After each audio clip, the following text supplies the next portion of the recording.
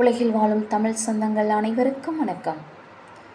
இன்னைக்கு நம்ம என்ன பார்க்க போகிறோம்னா, நம்மளுடைய வாழ்க்கையில் நம்ம நித்திய தேகம் பெற, நமக்கு நாமே நித்திய தேகம் பெற, நமது தேகம் நித்தமும் நன்றாக இருப்பதற்கு நம்ம முருகனை எப்படி வணங்க வேண்டும், அதை பற்றி தான் நம்ம இன்னைக்கு பார்க்க போகிறோம்.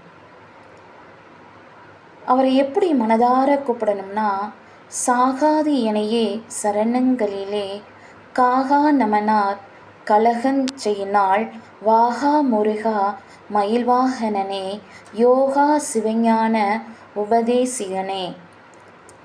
சாகாது எனையே சரணங்களிலே காகா நமனர் கழகம் செய்யினாள் வாகா முருகா மயில்வாகனனே யோகா சிவஞான உபதேசிகனே.